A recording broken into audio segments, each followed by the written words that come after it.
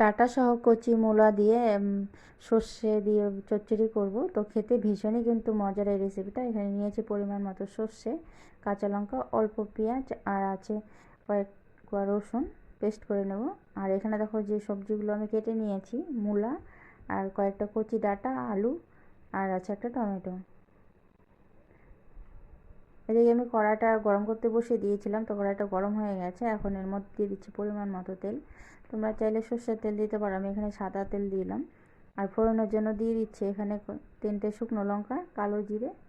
ফোড়নটা একটু ভাজা ভাজা হয়ে এলে দিয়ে দেবো সবজিগুলো। সবজিগুলি দেওয়ার আগে দিয়ে দিচ্ছে কয়েকটা চেরা কাঁচা লঙ্কা, একটু ঝাল ঝালের জন্য। তো তোমরা যারা ঝাল বেশি পছন্দ করো না তারা একটু কম দিতে পারো।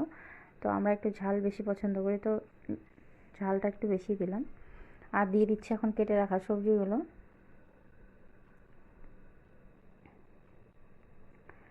সবজিগুলো দিয়ে এখন এর মধ্যে দিয়ে দেবো পরিমাণ মতো লবণ। যেহেতু সবজিগুলো একদমই নরম আর কচি আছে, তো খুব সহজেই নরম হয়ে যাবে। পরিমাণ মতো লবণ দিয়ে দিলাম আর দিয়ে দেবো হলুদ।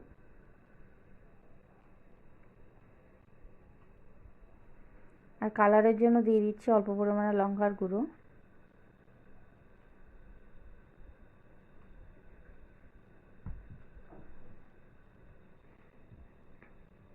আর এদিকে দেখো মশলাটা আমি রেডি করে নিয়েছি।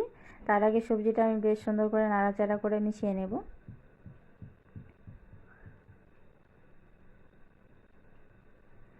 সবজিটা একটু মিশিয়ে নিয়ে এখন আমি দিয়ে দিলাম পেস্ট করে রাখা মশলা। তো সর্ষে বাটা যেহেতু আমি পরিমাণ মতো দিয়েছি, তোমরা যে পরিমাণের সবজি নেবে সেই অনুযায়ী দেবে।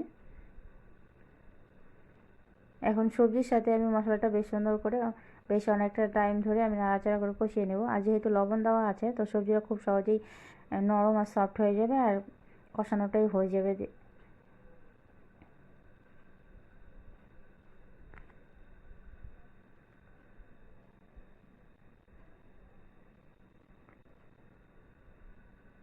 তো আমি বেশ অনেকটা টাইম ধরে সবজিটা কষিয়ে নিয়েছিলাম। তো দেখো অনেকটাই কম হয়ে গেছে আর সফটও হয়ে এসছে। এখন এর মধ্যে দিয়ে দেবো পরিমাণ মতো জল। তো পরিমাণ মতো জল দিয়ে একটু নাড়াচাড়া করে আমি ঢাকা দিয়ে রেখে দেবো বেশ কিছুক্ষণের জন্য। তো দেখো আমি বেশ অনেকটা পরিমাণে জল দিয়ে দিয়েছি, কারণ হাই হিটে আমি এটাকে সেদ্ধ করে নেব। তো আমি হিটটা কমাবো না। আর সবজিটা আমার প্রায় রেডিও হয়ে গেছে। বেশ অনেকটা টাইম ঢাকা দিয়ে রেখেছিলাম। এখন সবজিগুলো আমি নামিয়ে নিচ্ছি। এই রেসিপিটা তোমাদের কাছে কেমন লাগলো অবশ্যই কিন্তু জানাবে। আর একবার হলেও বাড়িতে বানিয়ে খেয়ে দেবে। এইসব ডাঁটা, মূলার ডাঁটা সহ খেতে ভীষণ ভালো লাগে।